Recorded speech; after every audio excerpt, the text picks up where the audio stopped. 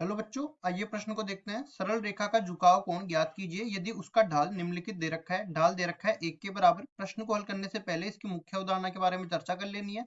मुख्य अवधारणा तो यहाँ पे देखिए, सबसे पहले मैं बता देता हूँ कि सरल रेखा में ये ढाल क्या होता है और झुकाव कोण के बीच में क्या संबंध होता है। जैसे मैंने बोल दिया कि ये कोई कार्तीय तल हो गया। अब ये रेखा इस तरह से जाती है। अब इस तरह से जाती है तो इस रेखा का जो धनात्मक एक्स अक्ष से कोण होगा, ये अपने पास धनात्मक एक्स अक्ष है, ये ऋणात्मक एक्स अक्ष है। इसी तरह ये धनात्मक वाई है और ये ऋणात्मक वाई है। धनात्मक एक्स अक्ष के साथ जो कोण होगा रेखा का, वो कहलाएगा थीटा। तो थीटा को बोल देंगे थीटा।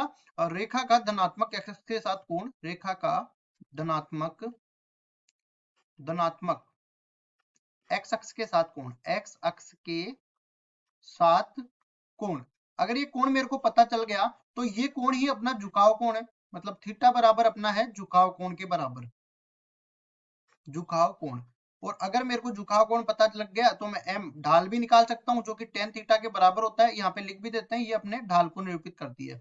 तो ढाल पता है तो झुकाव कोण निकाल सकते हैं और झुकाव कोण पता है तो ढाल निकाल सकते हैं। एक चीज और समझ लो कि अपनी रेखा जो है यहाँ पे इस तरह से यहाँ से झुकाव कोण अपने पास बढ़ता बढ़ता बढ़ता बढ़ता यहाँ तक आ सकता है। और उसके बाद में ये अगर झुकाव कोण बढ़ेगा ना, जैसे मैंने बोला कि ये रेखा अगर मैं कोण ये वाला नाप रहा हूं, तो यहाँ पे देखो बड़ा वाला कोण नापने की जरूरत नहीं है।